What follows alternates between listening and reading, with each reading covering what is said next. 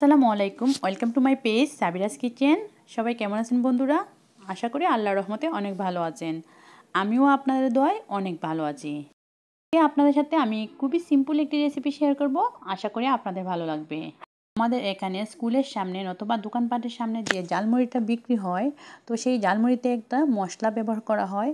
সেই মশলা রেসিপিটি আজকে আমি আপনাদের সাথে শেয়ার করব।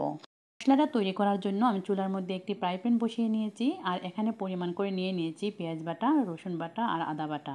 এখানে পেঁয়াজ রসুনের পরিমাণ সমান নিয়েছি আর আদা বাটাটা একটু কম নিয়েছি। ফ্রাই প্যানের মধ্যে আমি সরষের তেল দিয়ে দিব, আর তেলের পরিমাণটা একটু বেশি দিব। মশলাতে তেলের পরিমাণটা একটু বেশি লাগে। মশলাগুলো আমি তেলের মধ্যে দিয়ে দিয়েছি আর এগুলো একটু ভেজে নিব। এই মশলার গন্ধটা অনেকটা মাংসের মশলার গন্ধের মতো, কিন্তু এর টেস্টটা অন্যরকম থাকে। মশলাটাই আমি আপনাদের সহজ করে তৈরি করে দেখাবো। আর এই মশলাটা তৈরি করে বোতলের মধ্যে রেখে দিলে যে কোনো সময় আপনারা স্কুলের তৈরি ঝালমুড়ির মতো বানিয়ে খেতে পারবেন। এবার আমি এর মধ্যে দিয়ে দিব স্বাদ মতো লবণ, 1 চা চামচ মরিচ গুঁড়ো, 1 চা চামচ হলুদ গুঁড়ো, দিয়ে দিব 1 চা চামচ চটপটির মশলা, আধা চা চামচ গরম মশলার গুঁড়ো, 1 চা চামচ জিরে গুঁড়ো, আধা চা চামচ ধনিয়া গুঁড়ো মশলা দিয়ে দিয়েছি। এবার সবগুলো মশলা তেলের সঙ্গে একটু সময় কষিয়ে নিব। তেলের সঙ্গে মশলাগুলো ভালো করে কষিয়ে নিয়েছি, এবার নামিয়ে নিব। পুরো কারেন্ট চলে গিয়েছে, এর জন্য দেখতে একটু অন্ধকার লাগতেছে। বন্ধুরা, এইভাবে তৈরি করে নিলাম ঝালমুড়ি মশলাটা। এবার মশলাটা নামিয়ে আমি একটি বোতলের মধ্যে ভরে রেখে দিব। তো যখন খেতে মন চাইবে তখনই আমি এই মশলা দিয়ে ঝালমুড়ি বানিয়ে খেয়ে নিব। বন্ধুরা, আমি ঝালমুড়ি বানাবো, তো ঝালমুড়ি বানানোর জন্য একটি মগের মধ্যে মুড়ি নিচ্ছি। মুড়ি দিয়ে দিয়েছি, এবার দিয়ে দিব পরিমাণ করে চানাচুর। এবার দিব বন্ধুরা কেটে রাখা উপকরণগুলো। আমি এখানে শসা কেটে নিয়েছি, ধনিয়া পাতা কুচি করে নিয়েছি, কাঁচামরিচ কুচি করে নিয়েছি।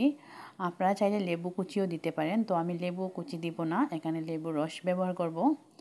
আর দিয়ে দিচ্ছি চিলি ফ্লেক্স, আর দিয়ে দিব অল্প পরিমাণের বিট লবণ। সবগুলো উপকরণ মুড়ির মধ্যে আমি দিয়ে দিয়েছি। সবশেষে আমি দিয়ে দিব স্পেশাল এই মুড়ির মশলাটা।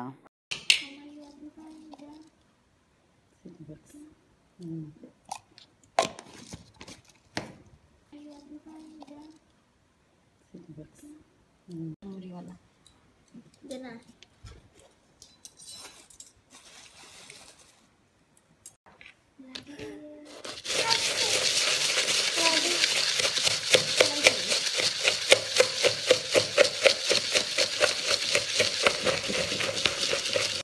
সবশেষে আমি এর মধ্যে দিয়ে দিব লেবুর রস।